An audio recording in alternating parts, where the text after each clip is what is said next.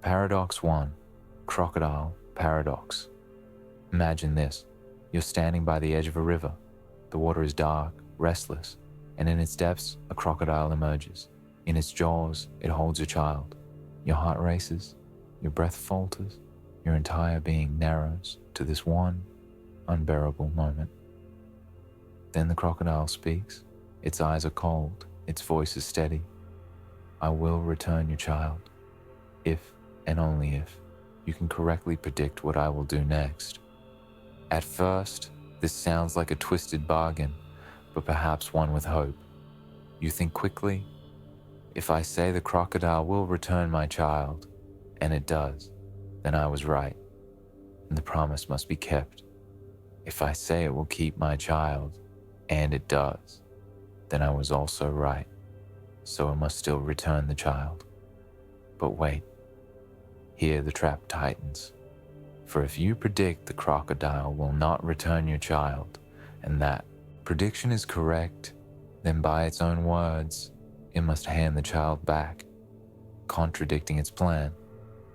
And if you predict it will return your child, but it truly intended to, then your guess was wrong, and it should not return the child at all.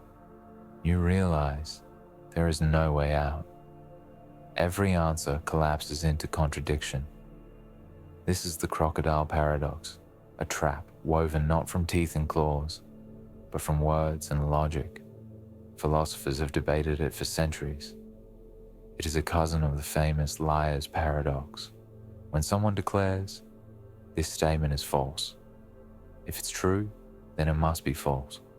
If it's false, then it must be true. A self-devouring loop of logic.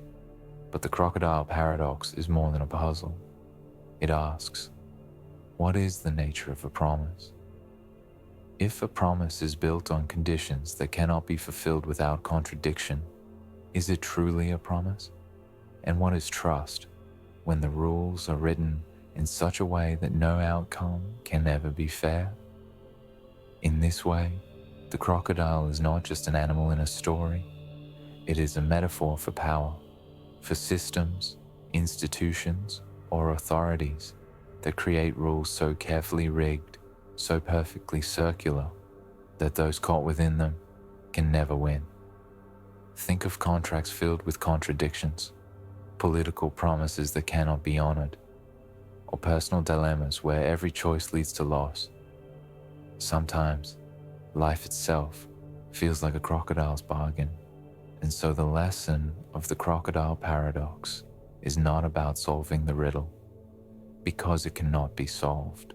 The lesson is about recognition, to see when the game is unwinnable, when the rules themselves are the trap, for only then can we stop struggling inside the contradiction and step back with clarity into freedom. Paradox 2, the friendship paradox. Have you ever noticed that your friends always seem to have more friends than you? It feels discouraging at times, doesn't it? But what if I told you this isn't just a feeling, it's a real mathematical truth? This is the friendship paradox. The logic behind it is surprisingly simple. Imagine a web of people connected by lines of friendship. Some are quiet, private, with only a few close friends. Others are social butterflies, surrounded by dozens, even hundreds of connections. Now, when you look at your own circle, who are you more likely to encounter? Statistically, those with more friends. Because if someone has 100 friends, they have 100 chances to be your friend. But someone with only 2 friends has far fewer. This imbalance skews perception, making it feel as though everyone else is more popular, more connected than you are. On the surface, it's just a curious quirk of networks, but inside our minds, it becomes something heavier. In the age of social media, this paradox grows sharper. We scroll through feeds filled with pictures of vacations, celebrations, achievements, most often posted by those who are already the most connected. And so, the illusion deepens. Everyone else seems more successful, more vibrant, more loved. The result? Comparison. And from comparison, anxiety, envy, even loneliness. The friendship paradox quietly explains why so many of us feel less than when we look at others. It reminds us that what we are comparing ourselves to is not reality, but a distorted sample, magnified by the nature of networks. And yet, paradoxes are not only puzzles, but also tools. Public health researchers use this very paradox to track influence. In times of disease outbreak, they look for those with the widest networks, the ones who, statistically, are more likely to be your friends. By reaching them first, information, vaccines, or protective measures can spread faster, rippling outward through the network. The same principle applies to stopping misinformation or encouraging healthier habits. What feels like a strange trick of mathematics can, in fact, save lives. But perhaps the deepest lesson lies not in numbers, but in perspective. The paradox reveals that our sense of worth, measured against others, is often built on illusions. Your friends may seem more connected, but that does not make you less. Quantity is not quality. 100 shallow connections cannot replace one bond of true understanding. What shapes our lives most deeply are not the many, but the meaningful.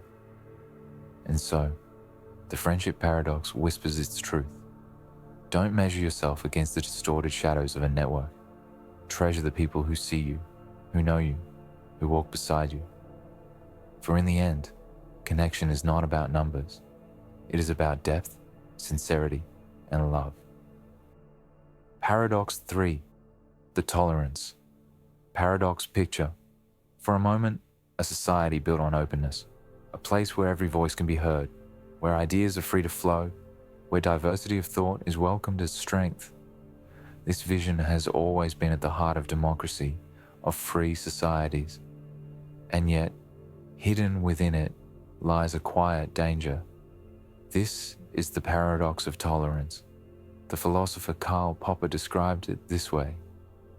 If a society is boundlessly tolerant, if it allows every voice, including the voice of intolerance, to speak unchecked, then tolerance itself may be destroyed. For intolerance, if left free to grow, does not merely argue, it silences. It seeks to dominate, to exclude, to crush the very openness that allowed it to enter. And so, we face the paradox. If a tolerant society tolerates intolerance, it risks being consumed. But if it refuses to tolerate intolerance, is it then intolerant itself? This tension is not just abstract philosophy. It runs through the fragile fabric of every democracy, every community that cherishes freedom.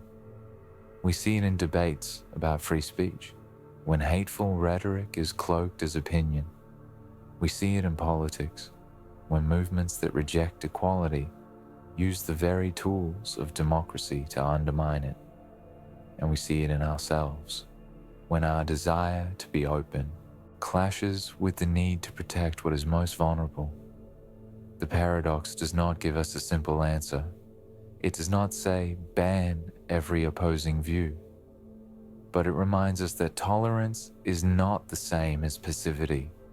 To protect an open society, we must be willing to draw lines, to defend the right to disagree, while refusing to give shelter to those who would destroy the rights of others. This is the lesson Popper offered. Tolerance requires vigilance. It is not weakness, but a form of strength. Because true tolerance is not about allowing everything. It is about protecting the conditions that make freedom possible at all. And so, the paradox of tolerance whispers its warning. Openness without boundaries may destroy itself, but openness defended with wisdom can endure. Paradox 4. Paradox of choice. Imagine walking into an ice cream shop. The counter stretches endlessly, filled with 50 flavors, each more tempting than the last. Strawberry, pistachio, dark chocolate, salted caramel, exotic fruits you've never even heard of.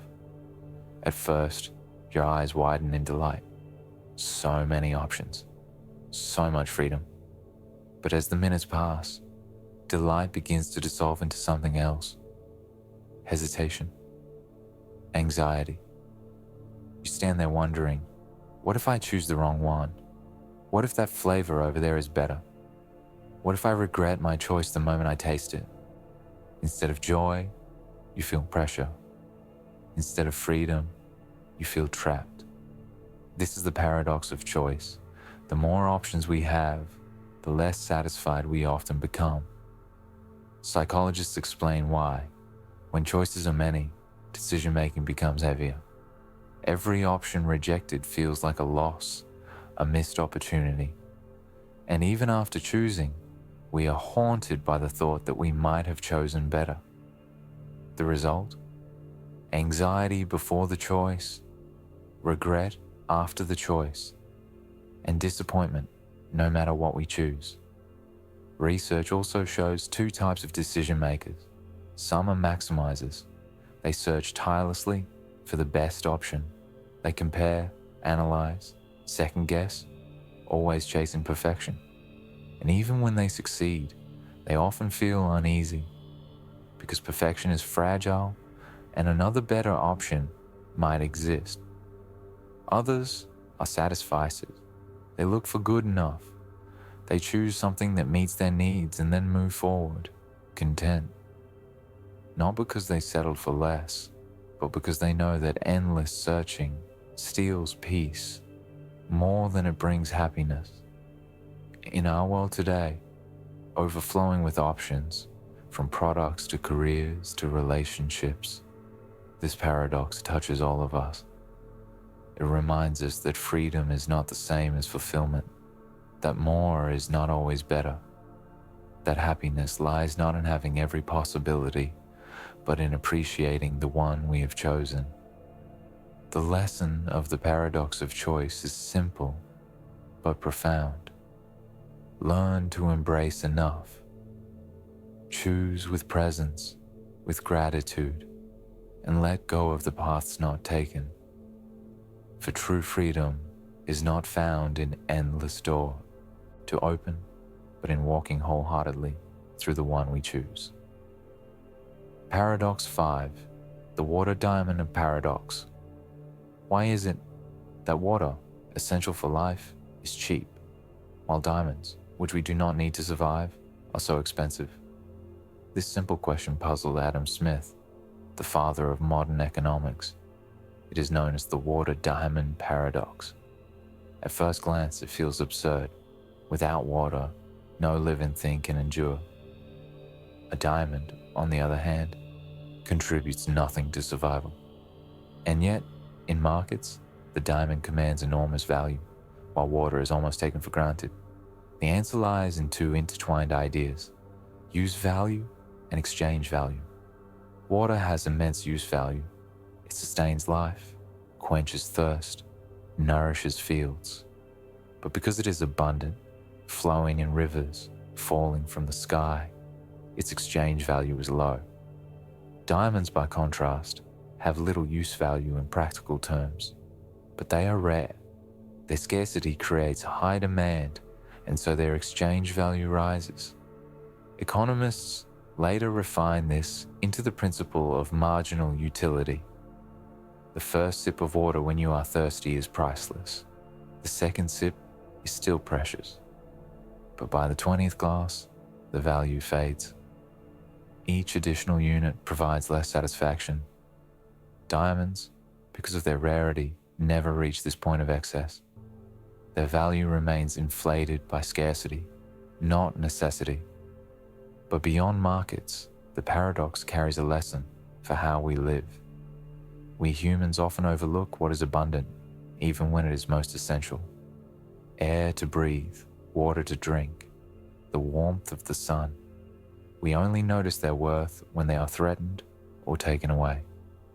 Meanwhile, we chase after what glitters, symbols of wealth, of beauty, of status, forgetting that their shine is built on scarcity, not on the depth of their true necessity.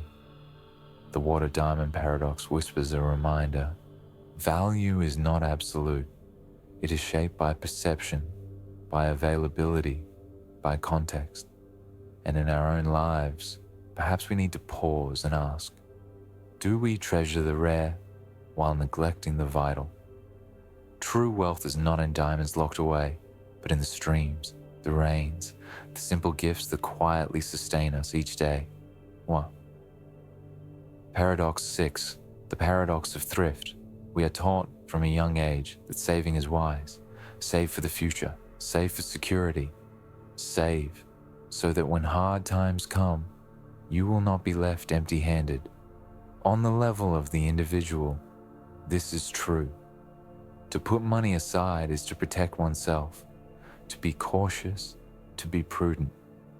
But when we expand this logic to society as a whole, something strange happens. Here emerges the paradox of thrift. Imagine a small town.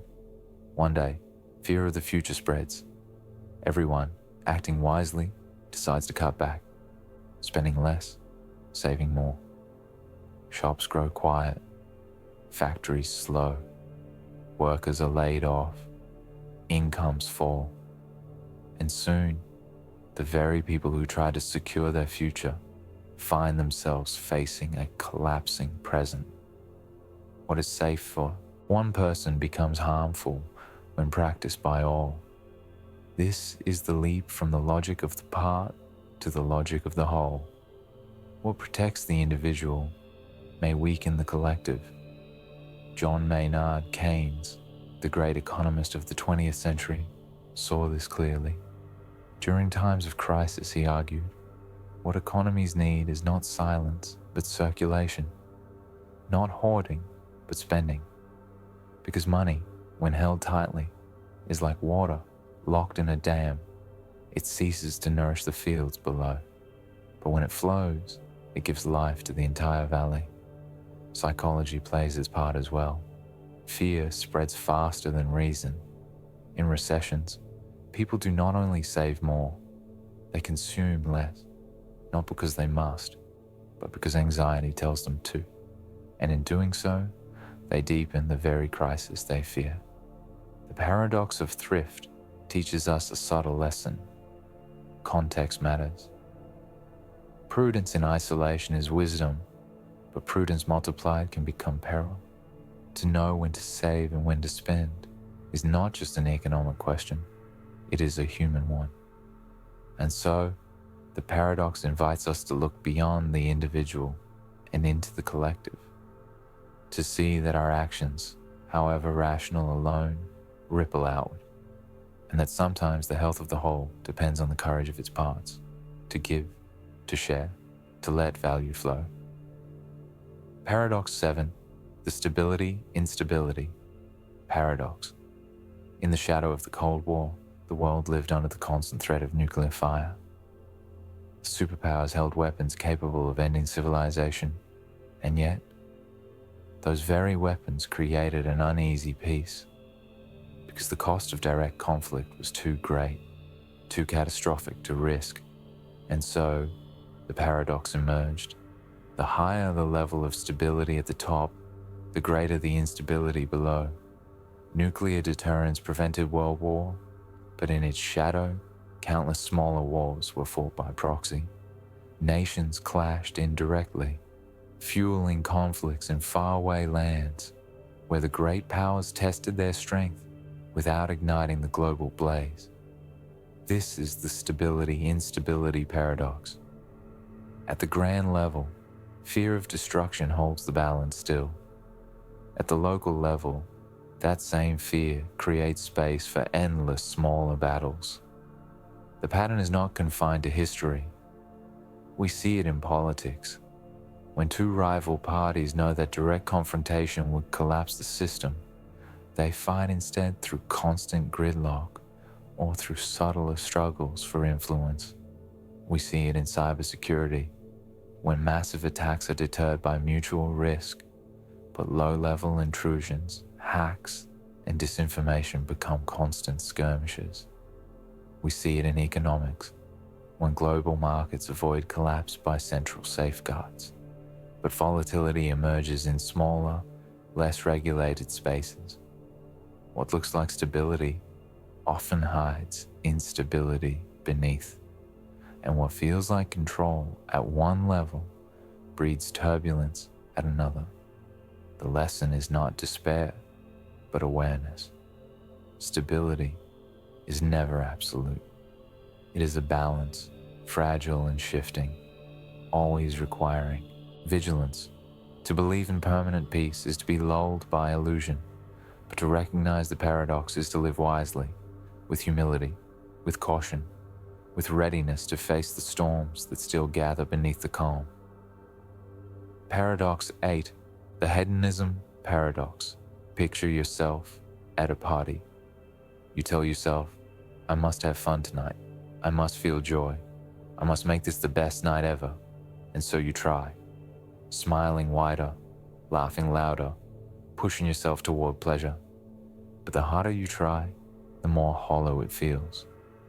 Instead of joy, you sense disappointment. Instead of happiness, a shadow of emptiness. This is the paradox of hedonism. The more directly we chase happiness, the further it slips away. Psychologists have long observed this. Happiness is not a prize to be grasped by force. When we demand joy, we turn it into a task, something to be achieved, measured, judged, and in doing so, we strangle the very spontaneity that joy requires. The psychiatrist Viktor Frankl, who endured the horrors of concentration camps, wrote that happiness cannot be pursued, it must ensue. It arises not from chasing pleasure, but from living with meaning. When we give ourselves to a cause greater than ourselves, when we create, love, or serve, happiness comes quietly, as a companion, not as a goal. Positive psychology echoes this truth.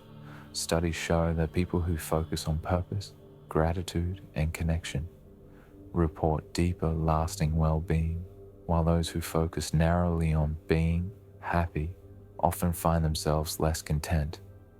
It is like holding a butterfly. Chase it frantically, and it will always flutter out of reach. Sit calmly in a garden, and it may land softly on your shoulder. The hedonism paradox teaches us this gentle lesson. Happiness is not something to hunt down. It is something that unfolds, unbidden, when we live fully, when we love deeply, when we find meaning in the ordinary. Seek meaning, and happiness will follow. Seek happiness alone, and you may never find it. Paradox 9, the Sorites paradox. Take a handful of sand, drop one grain onto the ground. No one would call it a heap. Add another grain, still not a heap, and another, and another. At what point does the collection become a heap? This is the Sorites paradox, also known as the paradox of the heap. It asks a simple but unsettling question. When do small, gradual changes cross the invisible line into something new? Our language struggles here. We rely on vague categories: tall, rich, old, heap. But these words do not have sharp edges. They blur, they shift, they resist precision. And when logic tries to demand absolute boundaries, contradiction emerges. The Sorites paradox reveals a hidden fragility in our thinking. If one grain does not make a heap, and adding one grain can never be the difference, then by logic alone, no amount of grain should ever make a heap. And yet, clearly, heaps exist. So where is the line? This puzzle might seem abstract, but its shadow stretches into the real world. In law, vague terms like reasonable doubt or cruel punishment can never be defined with perfect precision, and yet entire lives depend on their interpretation. In ethics, questions of responsibility, harm, or personhood often resist a sharp dividing line. In society, debates over wealth, poverty, adulthood, or even identity rest on categories that are always blurred at the edges. The Sorites paradox reminds us that reality is often too fluid to fit neatly into rigid boxes. Our need for certainty collides with the world's refusal to be certain, and perhaps the lesson is this. Instead of forcing sharp boundaries where none exist, we can learn to live gracefully with ambiguity, to recognize that life is full of gray zones, thresholds, and in-betweens. That truth sometimes flows like sand, shifting, slipping, resisting the grasp of absolute logic. The Sorites paradox teaches us not to fear this uncertainty, but to embrace it. For in the space between clarity and confusion, wisdom often waits. Paradox 10, the Ship of Theseus.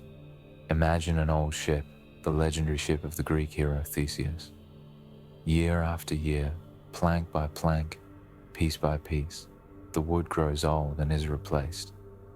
First, a rotting board is swapped out for a new one. Then a sail, torn by wind, is stitched and eventually replaced. A mast cracks, the oars wear down, the ropes fray and are renewed. Decade after decade, the process continues, until one day a question arises.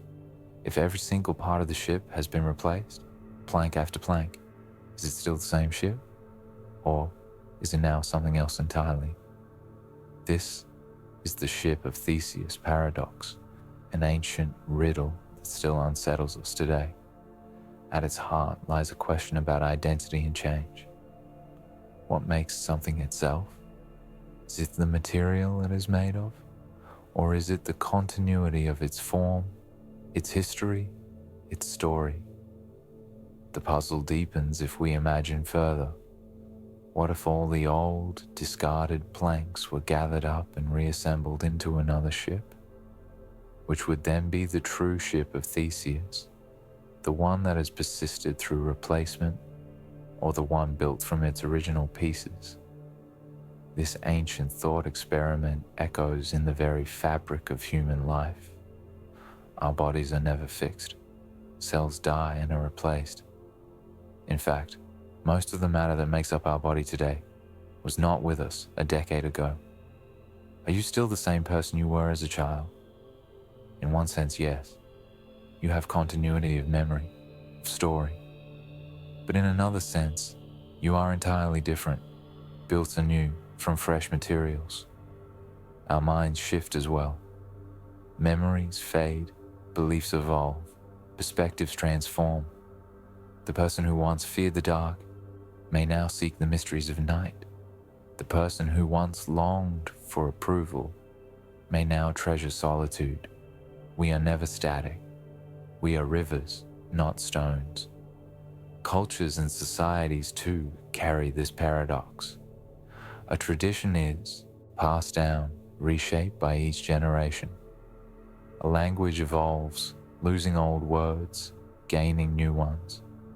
A nation changes its people, its customs, its values, and yet still calls itself the same name.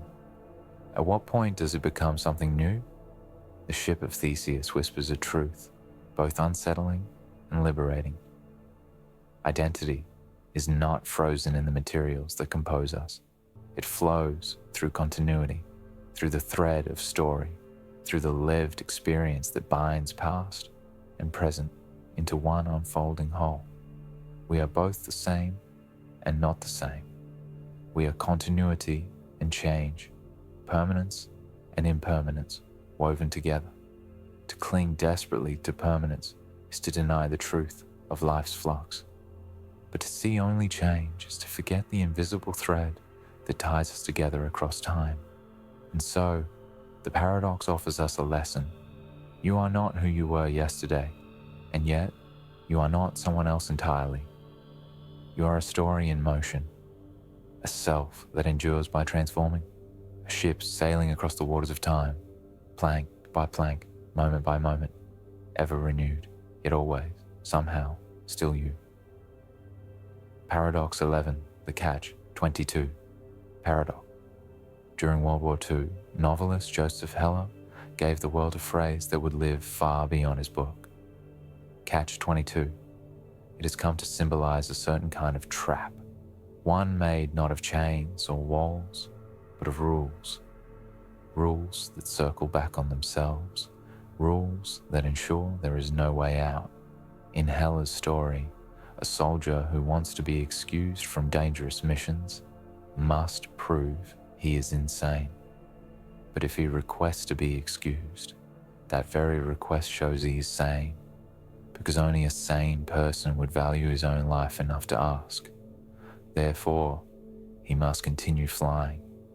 A closed loop, a trap with no escape.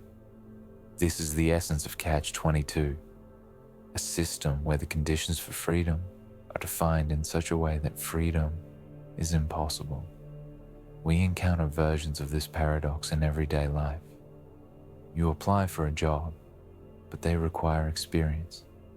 Yet the only way to gain experience is to first have a job. You try to build credit, but no one will lend without a credit history, and the only way to build history is by first being lent to. Each path locks itself with its own key. Catch-22s are not accidents. They reveal the deeper nature of bureaucracy and power. Sometimes rules exist not to guide fairness, but to maintain control.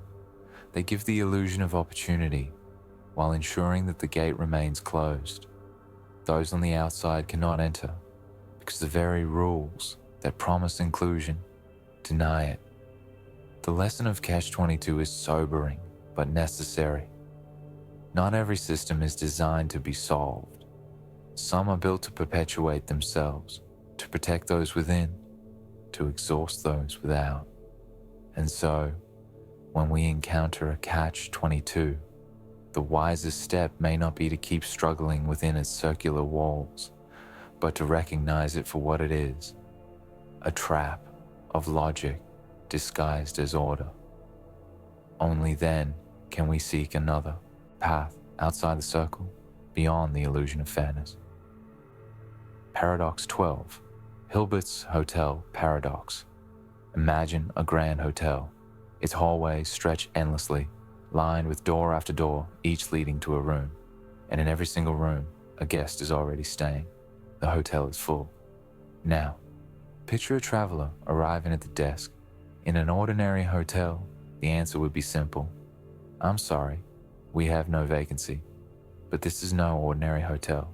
This is Hilbert's Hotel, the Hotel of Infinity. The manager smiles and says, we are full, but we can make space. How? He moves the guest in room 1 to room 2, the guest in room 2 to room 3, the guest in room 3 to room 4, and so on, endlessly down the corridor. Now room 1 is empty for the new arrival, without displacing anyone. The paradox deepens. What if an entire bus arrives with 50 passengers? Again, each guest simply moves 50 rooms down the line. Still, space is made. What if a train arrives, carrying an infinite number of new guests? Even then, the manager has a trick. He moves each current guest from room N to room 2N.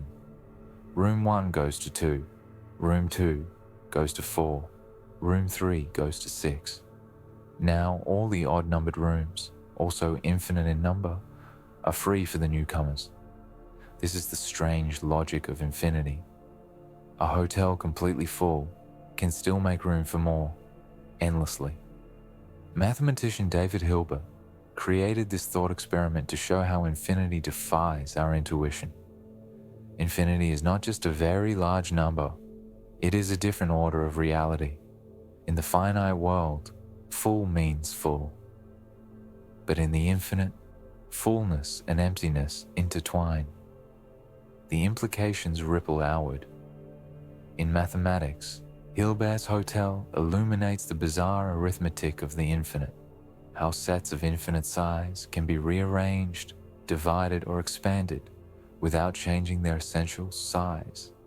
In cosmology, it raises questions about the universe itself.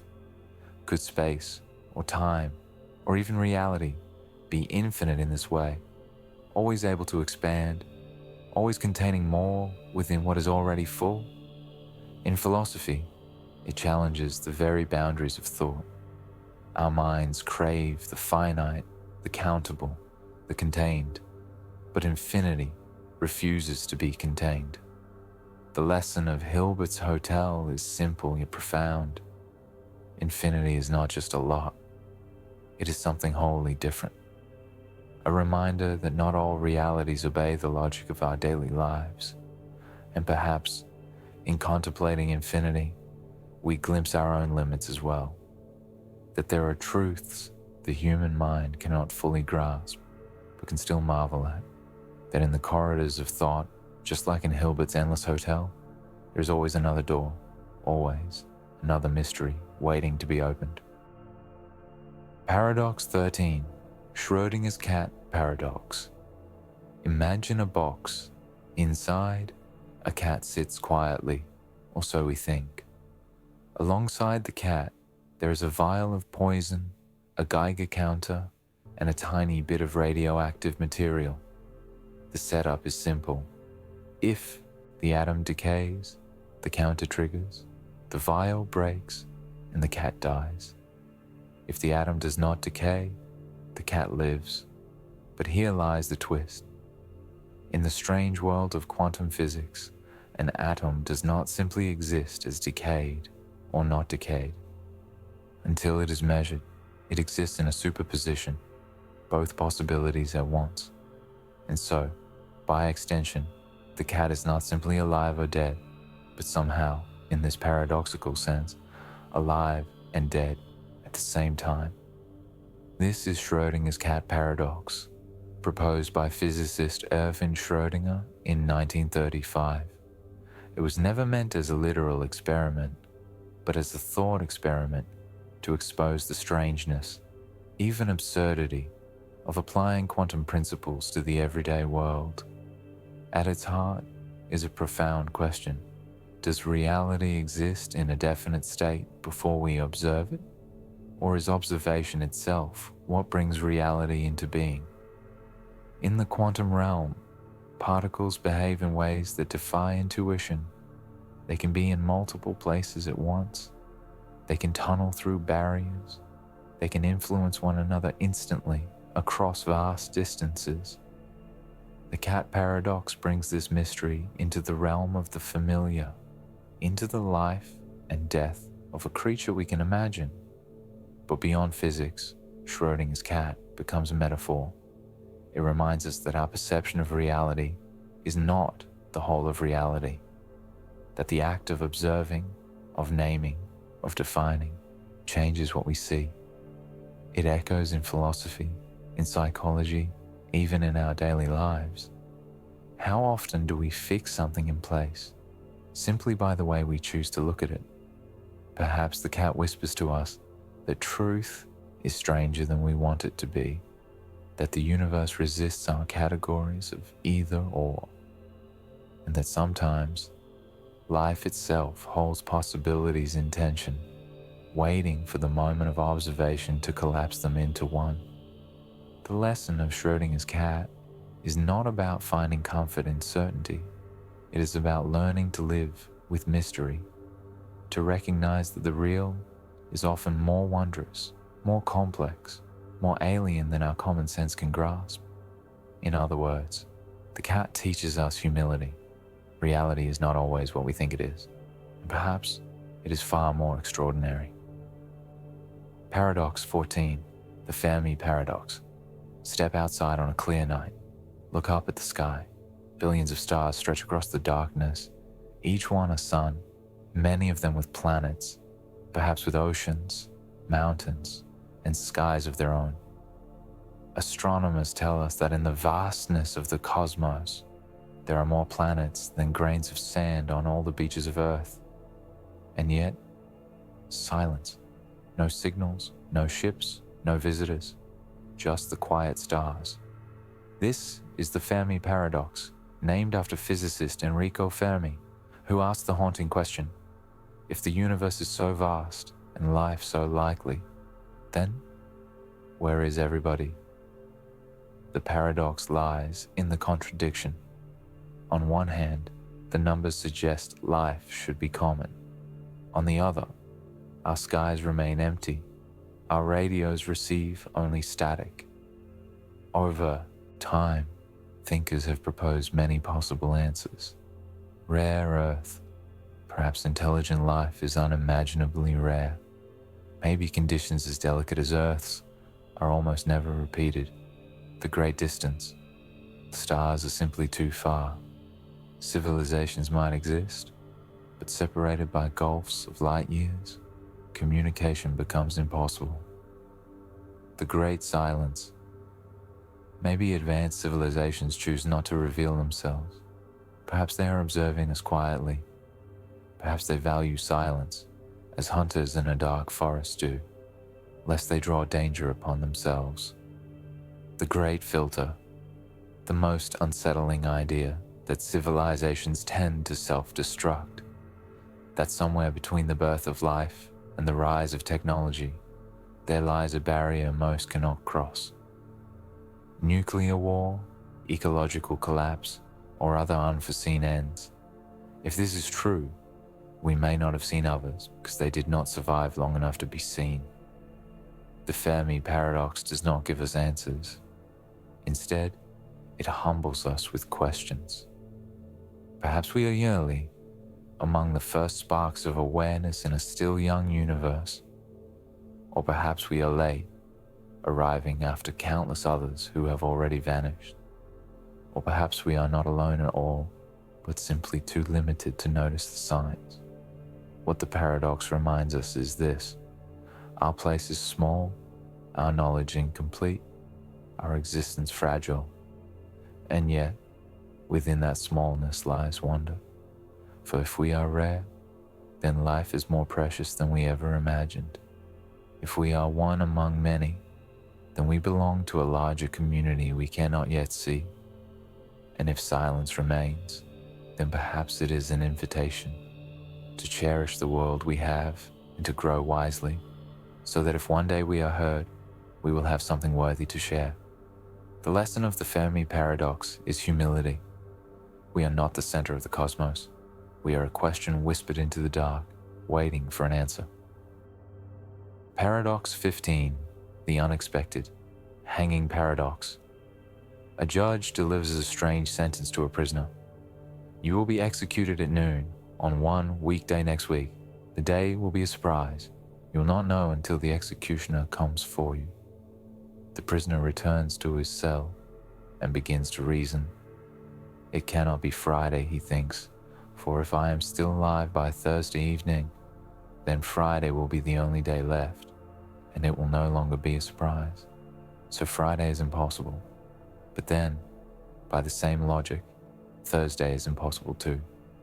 For if Friday is ruled out, and by Wednesday evening I still live, then Thursday will be the last possible day, and thus not a surprise. Step by step, the prisoner eliminates every day of the week. By his reasoning, the execution can never happen. Yet, on Wednesday, the executioner comes, and the prisoner is completely surprised. This is the unexpected hanging paradox. It shows how logic, when pushed to the extreme, can turn against itself. The prisoner's reasoning seemed airtight, but the very confidence in his prediction ensured its failure.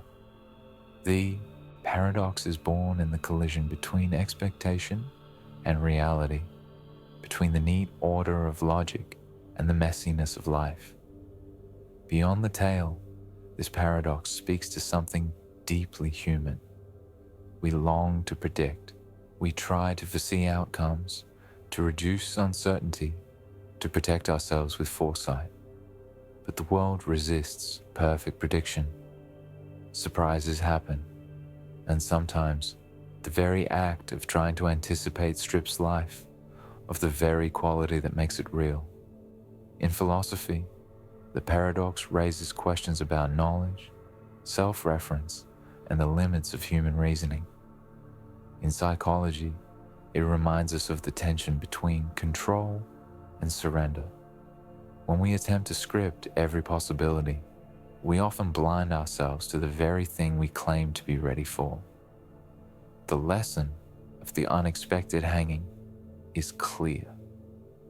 Not everything can be known in advance. Not everything can be controlled. And perhaps not everything should be.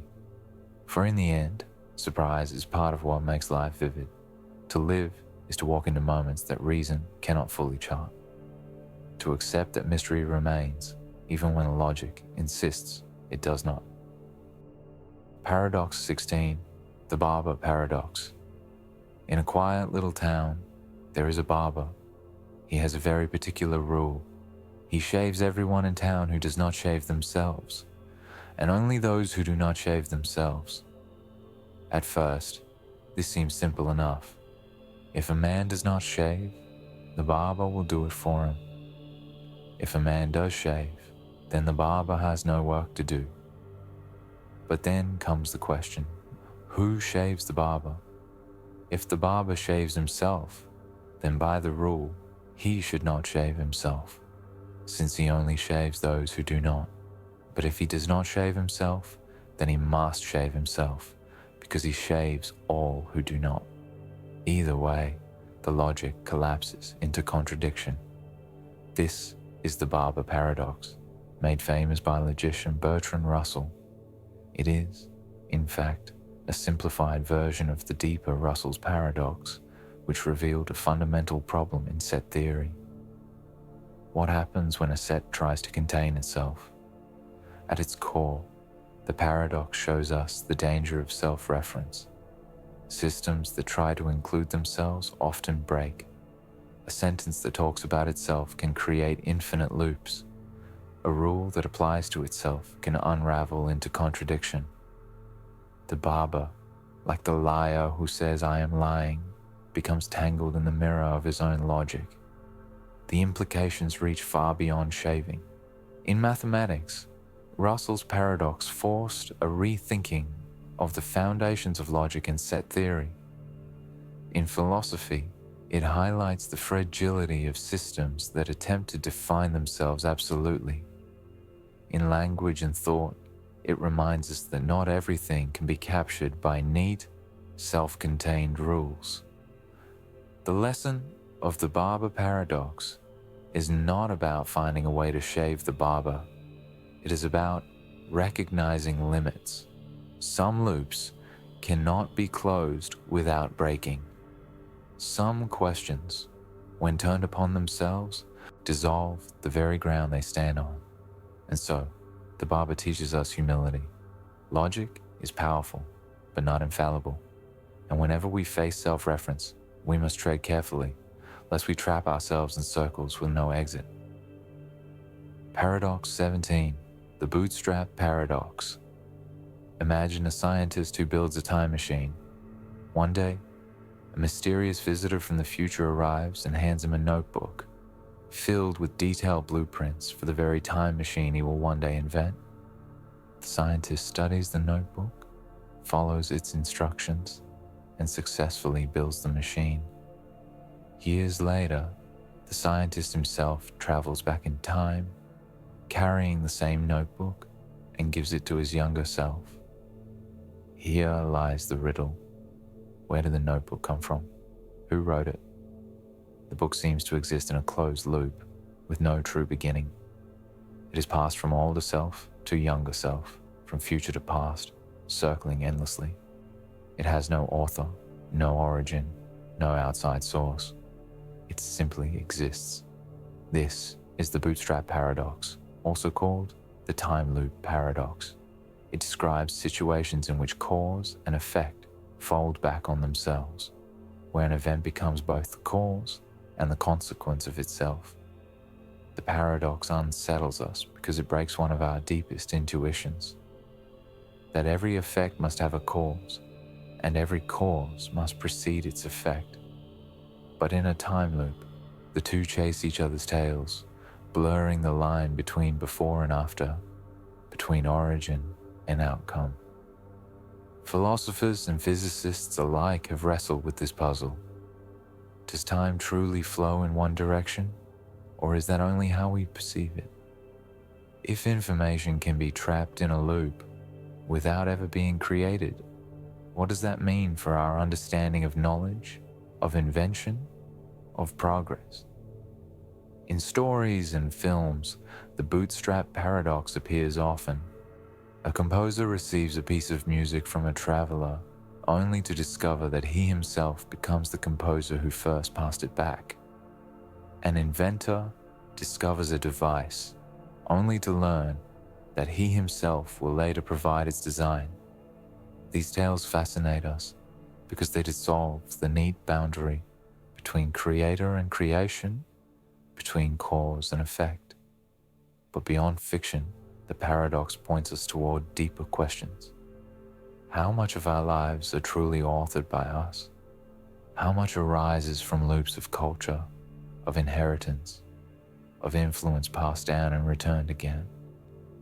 Perhaps our very sense of origin is less solid than we imagine.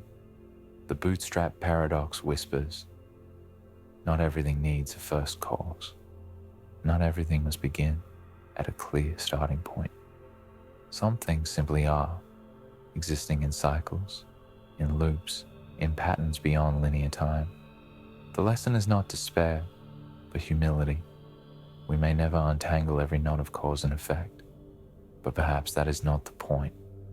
Perhaps what matters is to live within the loop of our own lives fully, aware that beginnings and endings are sometimes illusions, and that meaning can still be found even in the circle. Paradox 18, the paradox of the irresistible force and the immovable object. Long ago, in ancient China, a merchant boasted about his wares. Holding up a gleaming spear, he declared, "This spear can pierce anything. It is irresistible." Then, raising a sturdy shield, he said, "And this shield can block anything. It is immovable." A listener asked the inevitable question, what happens if you strike your spear against your shield? The merchant had no answer, and thus the paradox was born. This is the paradox of the irresistible force and the immovable object. Two absolutes colliding, an unstoppable force meeting an unyielding barrier. Logic demands contradiction. If the spear truly pierces everything, it must pierce the shield. But if the shield truly blocks everything, it must resist the spear. Both cannot be true at once. The image is ancient, but its meaning stretches into philosophy and life. The paradox exposes the fragility of absolutes. When two extremes meet, they do not resolve, they clash, they cancel, they reveal the impossibility of perfection. In society, we see echoes of this in the tension between freedom and security. Freedom seeks to move without limits, to break barriers, to expand. Security seeks to protect, to contain, to preserve. Too much freedom and chaos emerges. Too much security and oppression follows. Each is necessary, yet each unchecked becomes destructive. The paradox reminds us, no principle can be absolute, because every principle lives in relation to others. In politics and ethics, we see similar collisions. Justice versus mercy, truth versus peace, individual rights versus collective needs. Each side claims absoluteness, but the world resists absolutes. Life is lived not in perfection, but in compromise, in balance, in the shifting middle ground. The paradox of the spear and the shield whispers a deeper lesson. Do not worship absolutes, for in the end, even the strongest spear finds its shield, and even the strongest shield meets its spear. The world does not ask us to choose between extremes.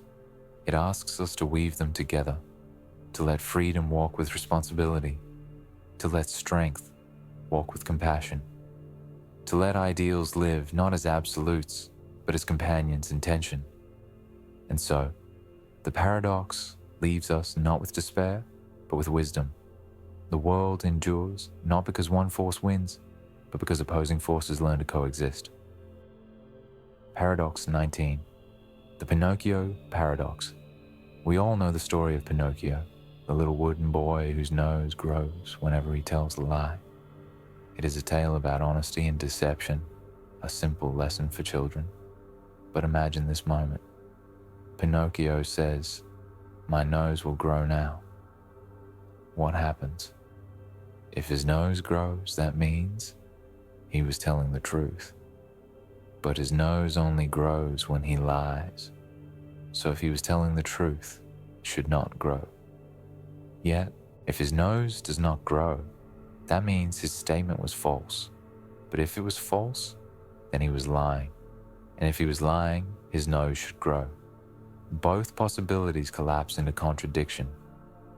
His nose must grow and not grow at the same time. This is the Pinocchio paradox, a modern cousin of the ancient liar's paradox. This sentence is false. It is a riddle of self-reference, where language turns back on itself, creating a loop that cannot be resolved within the rules it sets. On the surface, it seems playful, even whimsical. But beneath the humor lies something profound. It reveals the limits of logic when it is forced to handle self-reference. It reminds us that truth and falsehood are not always as cleanly divided as we imagine. Philosophers have long wrestled with this. When a system tries to define itself absolutely, it risks falling into contradiction. When language points back at itself, it sometimes breaks. Pinocchio's nose becomes more than a fairy tale gimmick. It becomes a mirror for the puzzles of truth itself. And perhaps the paradox has something to say about life beyond logic. In reality, truth is not always binary. We live in shades of context, in words that carry more than one meaning, in promises that are half kept, half broken. Pinocchio's paradox reminds us that the neat boxes of true and false are human inventions, not always perfect reflections of the world. The lesson of the Pinocchio paradox is gentle but important. Not everything can be captured by logic. Language is slippery, reality is subtle, and self-reference often defies resolution. And so, Pinocchio's little wooden nose whispers to us, life is not a rigid equation. It is a story, messy, self-referential, and sometimes paradoxical. And perhaps that is what makes it alive. Paradox 20, Simpson's paradox numbers seem to promise clarity. They feel solid, objective, immune to distortion.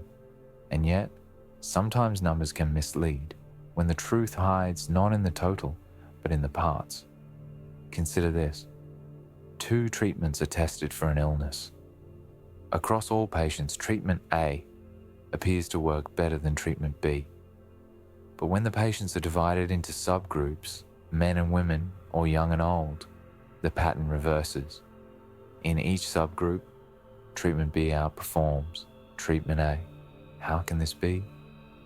This is the puzzle of Simpson's paradox. When trends, visible in separate groups, disappear or reverse when those groups are combined. The reason lies in hidden factors, in the way data is grouped. Perhaps treatment A was given mostly to severe cases, and treatment B mostly to mild ones. The overall numbers suggest A is worse, but in reality, within each comparable group, it is better. The whole tells a story opposite to its parts. This paradox is not just a quirk of mathematics. It has real consequences. In medicine, it can mislead doctors about which treatment saves more lives. In education, it can distort perceptions of which schools or policies truly help students. In social data, it can mask discrimination, or conversely, create the illusion of it where none exists. Simpson's paradox teaches us humility before numbers. Data is never just data. It is shaped by how we collect it, how we group it, how we choose to see it. A single statistic can conceal a deeper reality unless we look more closely. The lesson is simple, but crucial. Do not stop at the surface. Behind every percentage lies a story. Behind every average lies a complexity. Numbers do not speak for themselves. We must ask the right questions, reveal the hidden structures, and seek the truth beneath appearances. For in life, as in data, the whole is not always the sum of its parts, and wisdom comes not from the biggest number, but from the deepest understanding. Paradox 21. Zeno's Dichotomy. Paradox. Imagine you wish to walk across a room. You take a step forward, but before reaching the other side, you must first reach the halfway point, and before that, you must reach half of the halfway point, and before that, half again. Step by step, division by division, the journey seems to break into an endless series of smaller and smaller tasks. To cross the room, you must complete an infinite number of steps.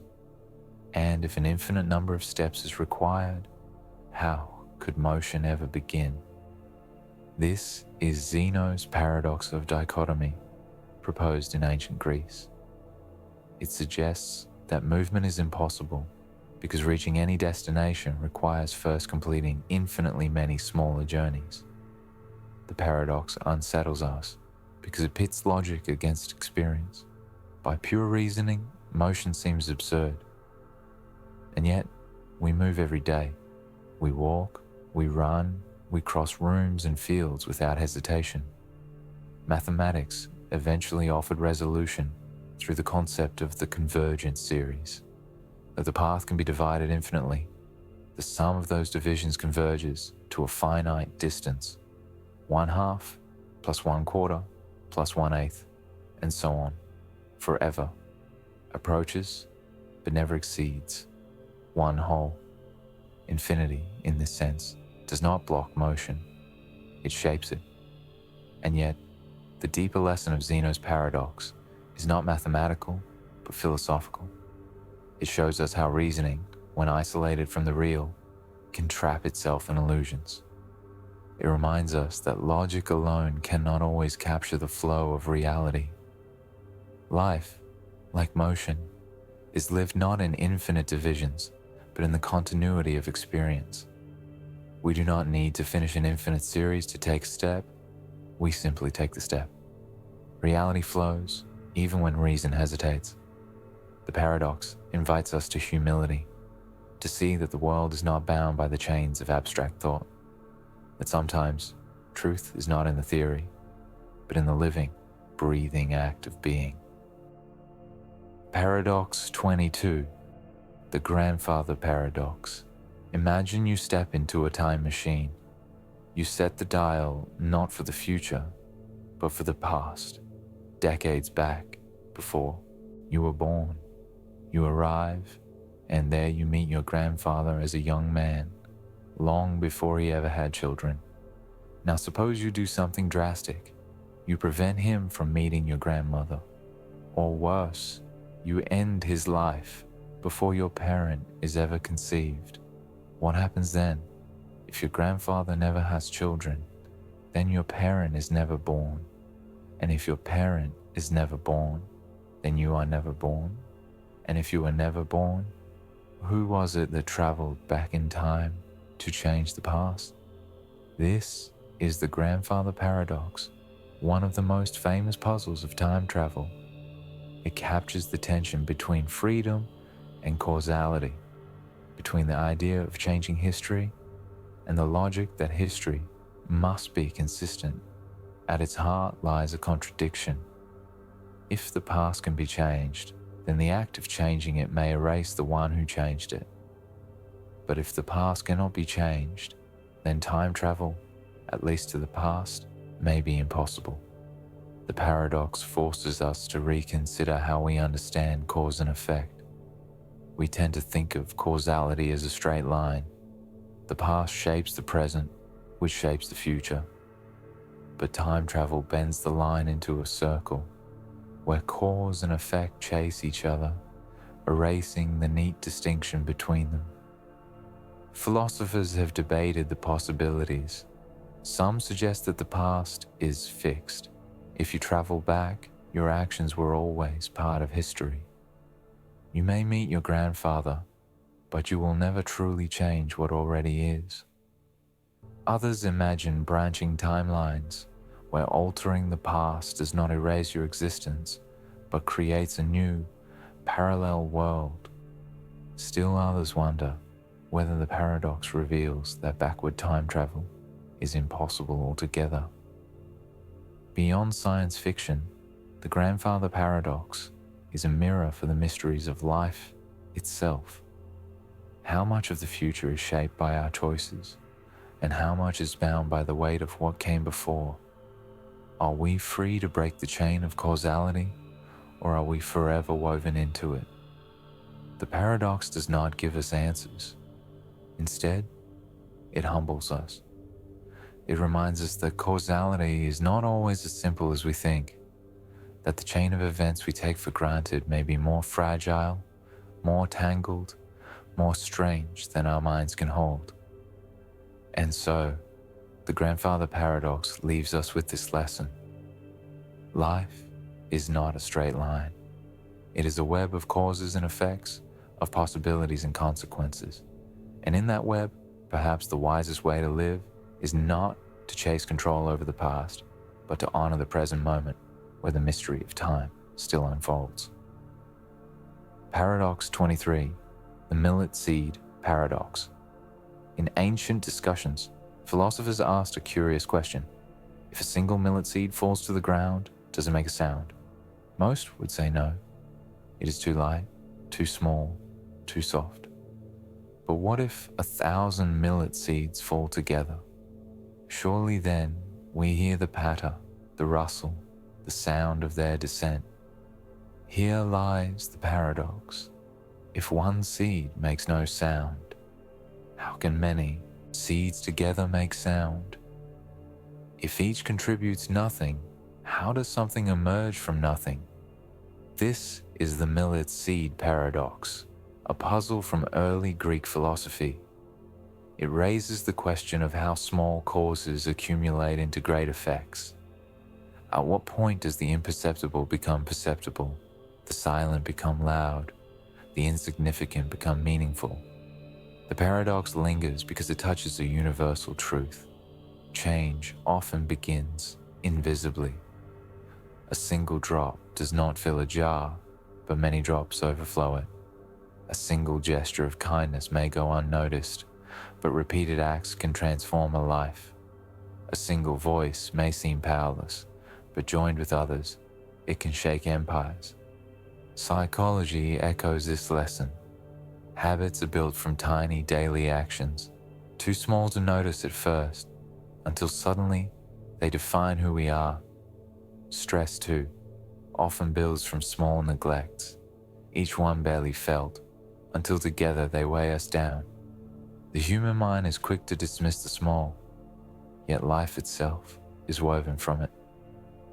The millet seed paradox reminds us to honor the humble scale, to notice the little choices, the little words, the little acts that accumulate into something vast. Its lesson is gentle but profound. Nothing is truly nothing. Every small cause is a thread in the larger tapestry. Every grain has weight, every drop has force, every seed has sound. If not alone, then together. And so, the paradox invites us to live with awareness, to respect the small, for the small is the root of the great. To tend to each grain, for someday the heap will rise. Paradox 24. Olbers' paradox. The dark night sky. Step outside at night. Look up, and the sky greets you with its quiet darkness, sprinkled with stars like scattered sparks across a vast canvas. But here lies a puzzle. If the universe is infinite, filled with countless stars stretching in every direction, then why is the night sky dark? Why do we not see light everywhere? every inch of the sky glowing as bright as the sun. This question is known as Olbers' paradox, posed in the 19th century by the German astronomer Heinrich Olbers. It seems simple, but it shakes the very foundations of how we think about the cosmos. At first, one might imagine the answer lies in distance, that stars are simply too far away. But distance alone is not enough, for even faraway stars would contribute light, and in an infinite universe, their combined glow should fill the heavens. The resolution came with modern cosmology.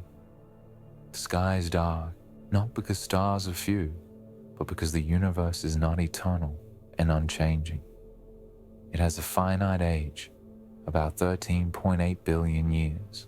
That means light from the most distant regions has not yet reached us, and the universe is expanding, stretching light into longer wavelengths, turning it invisible to our eyes. In truth, the darkness of the night sky is not emptiness. It is history. It is the echo of a young universe, the silence of stars not yet born, the stretching of ancient light into whispers we cannot see. Olbers' paradox reminds us that absence can also be presence, that darkness is not simply the lack of light, but a trace of time, a signature of beginning, a shadow cast by the finite nature of all things. The lesson is humbling. When we gaze into the night, we are not staring into nothingness. We are looking into the story of the universe itself, its birth, its growth, its vast unfolding. The darkness above is not a void, but a reminder. The cosmos has a past, and we are living in its present chapter. Say. Paradox 25, the Raven Paradox. Suppose we make a statement. All ravens are black. It seems simple enough. To test it, we might look at ravens. Each time we see a black raven, our confidence in the statement grows. If someday we see a white raven, the statement is disproven. But now comes the paradox. Logically, all ravens are black is equivalent to saying, if something is not black, then it is not a raven. And so, every time we encounter a green apple, or a red shoe, or a blue car, things that are not black and not ravens, we have technically found evidence supporting the claim. A green apple, by not being black and not being a raven, fits the rule, which leads to the unsettling thought. Does every non-black, non-raven object in the universe count as evidence that all ravens are black? Does a single apple on a tree strengthen our belief in the nature of birds? This is the Raven Paradox, first posed by philosopher Karl Hempel. It reveals the strangeness of inductive reasoning, the way we draw general rules from particular cases. The paradox matters because it shows that not all evidence is equally meaningful. While a green apple may technically fit the logic, it tells us nothing useful about ravens. Only direct evidence, actually observing ravens, feels relevant. Here lies the lesson. Logic alone cannot define what counts as good evidence. Context, relevance, and fit matter too. In science, this paradox is a reminder that data must be interpreted carefully. Not every piece of consistent information truly supports a hypothesis. Evidence must be weighed not just for logical fit, but for its power to actually test the claim in question. And in life, the Raven Paradox teaches us something broader, that truth is not built from random confirmations, but from meaningful ones. That we should not mistake noise for knowledge, coincidence for proof. The green apple may fit the rule, but it is the black raven that teaches us what we really need to know. Paradox 26, the Stockdale Paradox. Admiral James Stockdale was a prisoner of war for over 7 years in Vietnam. During that time, he endured torture, isolation, and the daily uncertainty of whether he would live to see another dawn. Years later, when asked how he survived, Stockdale gave an answer that has since become a paradox, a wisdom for life itself. He said, "You must never confuse faith that you will prevail in the end with the discipline to confront the most brutal facts of your current reality." This is the Stockdale paradox. On one side is hope, a deep conviction that somehow, in the end, things will turn out well. On the other side is truth, the courage to look squarely at the pain, the hardship, the harshness of the present moment. Too much hope without realism can break us. Stockdale said the most fragile prisoners were the optimists who told themselves, "We'll be free by Christmas." When Christmas came and went, and freedom did not arrive, their hope collapsed into despair. But too much realism without hope can also crush us. To see only suffering, only pain, only the long road, without believing in eventual meaning, is to fall into despair before the body falls. The paradox is that survival and growth require both: the faith to endure and the courage to face reality as it is. In psychology, this balance lies at the heart of resilience, the ability to bend without breaking, to suffer without surrendering, to adapt without losing oneself. Resilience is not blind optimism. It is not denial of pain. It is the weaving together of two opposites: belief in the future and acceptance of the present. The lesson of the Stockdale paradox is timeless. Life will give us hardships, disappointments, brutal realities. To endure them, we cannot cling only to easy hope, nor can we collapse under the weight of truth. We must walk the narrow bridge between them, carrying faith in one hand and courage in the other. For in that balance lies not just survival, but the possibility of transformation.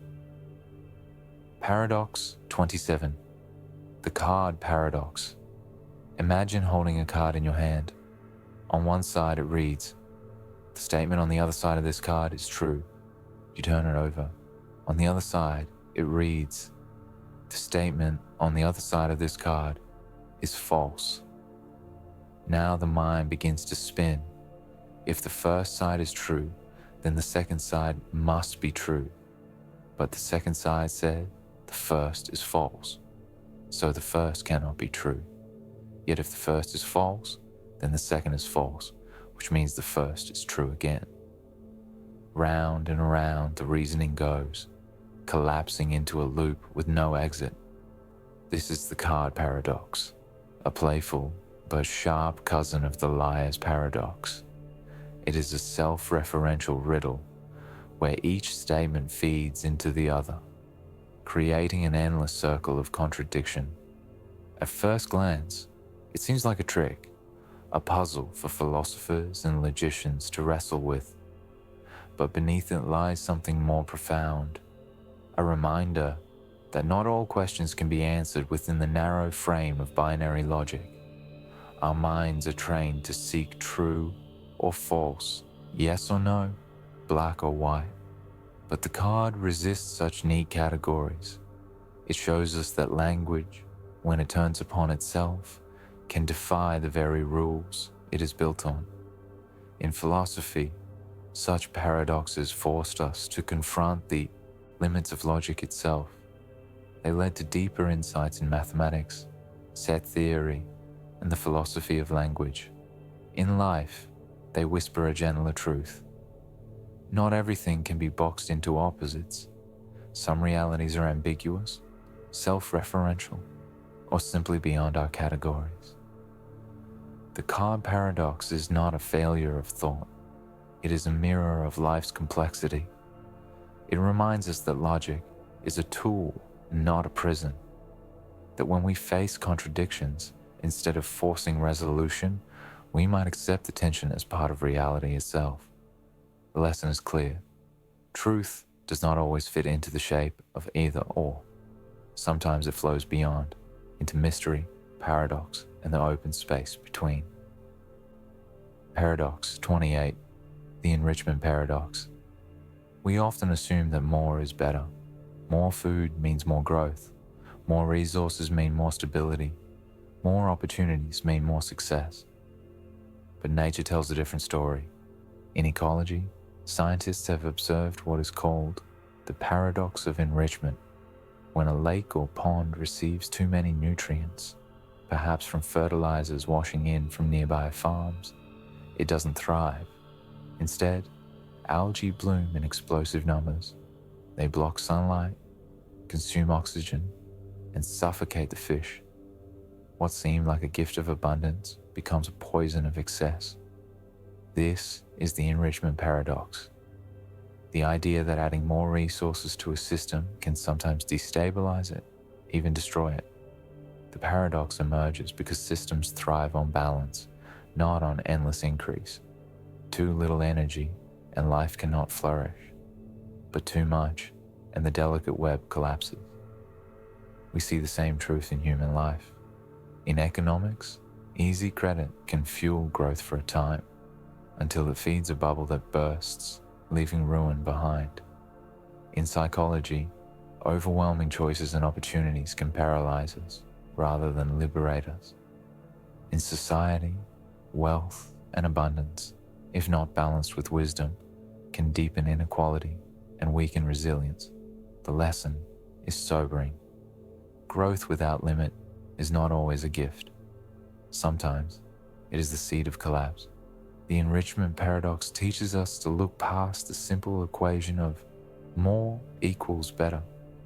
It invites us to honor balance, proportion, sustainability, to see that the health of a system, whether a lake, a community, or a life, depends not on endless enrichment, but on harmony between what enters and what can be sustained. And so, the paradox leaves us with this wisdom. Enough is not too little. Enough is the measure of balance. And beyond balance, excess can undo what abundance promised to create. Paradox 29, the service recovery paradox. Imagine you visit a cafe. You order a cup of coffee, but when it arrives, it is the wrong drink. For a moment, you feel annoyed. Mistakes like this are a disappointment, a tiny fracture of trust. But then the barista notices. With warmth and sincerity, she apologizes. She not only brings you the correct drink quickly, but also offers a small gift, a free pastry perhaps, as a gesture of care. Suddenly, your frustration softens. In fact, you might leave the cafe more satisfied, more loyal, than if the mistake had never happened at all. This is the service recovery paradox. The idea that a well-handled failure can increase customer loyalty beyond what perfect service alone could achieve. Why does this happen? Psychology provides the clues. First, there is the power of acknowledgement. When something goes wrong and is met with empathy, people feel seen, respected, valued. Second, there is the effect of contrast. The shift from disappointment to delight feels stronger than delight alone. It is a reversal that deepens emotion. And third, recovery creates a story. The customer remembers not just the failure, but the way it was handled, with care, generosity, and humanity. Businesses that understand this paradox sometimes turn service failures into moments of connection. In marketing, it becomes a lesson. Loyalty is not built on flawlessness, but on trust that when flaws appear, they will be handled with grace.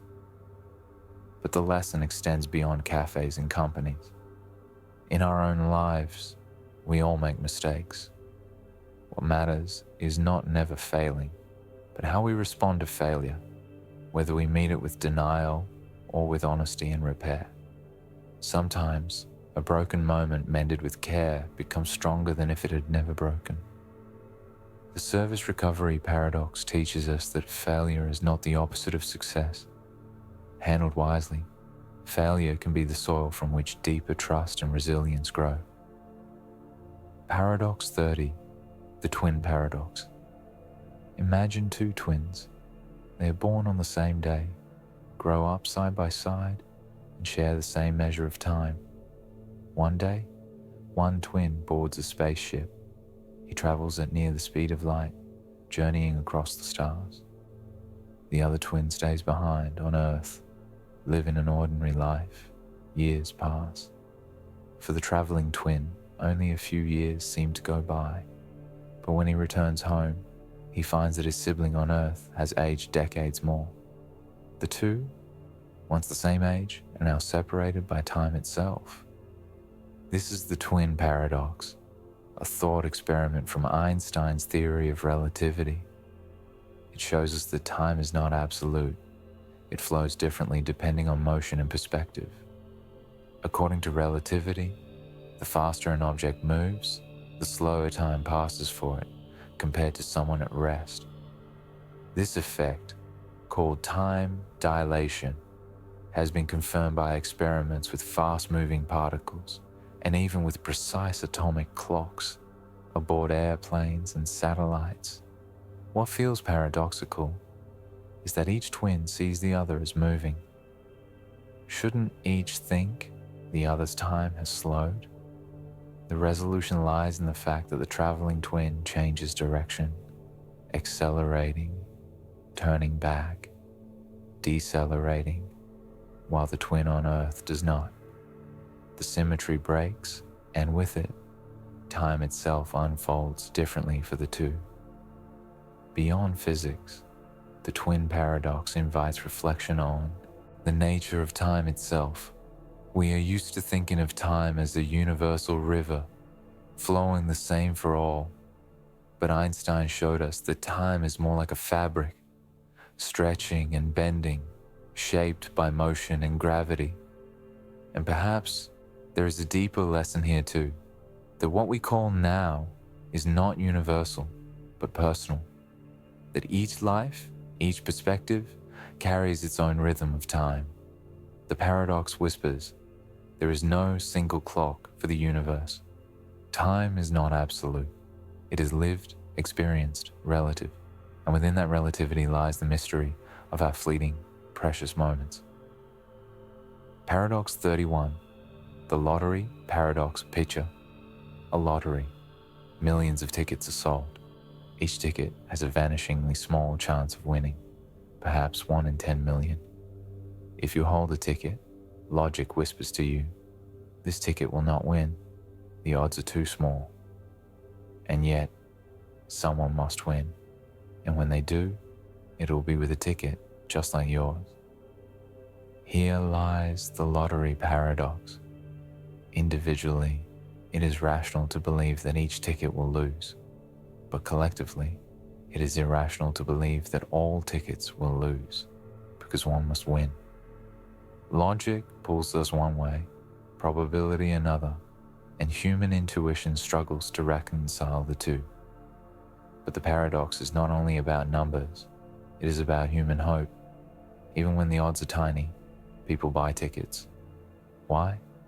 Not because they misunderstand the math, but because they are moved by possibility. The dream of a different life, the story of sudden fortune, the feeling that maybe, just maybe, it could be me. Psychologists call this the optimism bias, our tendency to overestimate positive outcomes, even when statistics warn against them. It is the same bias that drives entrepreneurs to start companies against the odds, or patients to believe in recovery beyond prognosis.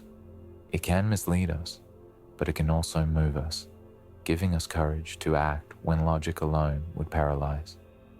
The lottery paradox reminds us of something essential. Humans are not creatures of pure reason.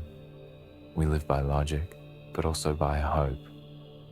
Hope bends probability into possibility, giving meaning where numbers give only emptiness. The lesson is not to abandon logic.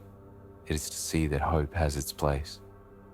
For though the chance of winning the lottery is nearly zero, the chance of living a life changed by hope, by courage, by daring. That chance is immeasurable. We have walked together through a strange landscape, from the thought experiment of Schrödinger's cat, both alive and dead, to the dark silence of Olbers' night sky, from paradoxes of choice, of friendship, of time itself, to riddles of language, of logic, of hope. Each paradox has been like a door, opening not into certainty, but into wonder. They did not give us final answers. Instead, they left us with deeper questions. What is truth? What is freedom? What is time? What does it mean to live within limits, yet dream beyond them? Paradoxes remind us that reality is not always neat, not always simple. The world resists being boxed into perfect categories of true and false, beginning and end, cause and effect. And perhaps that resistance is a gift, for wisdom does not lie only in solving every puzzle.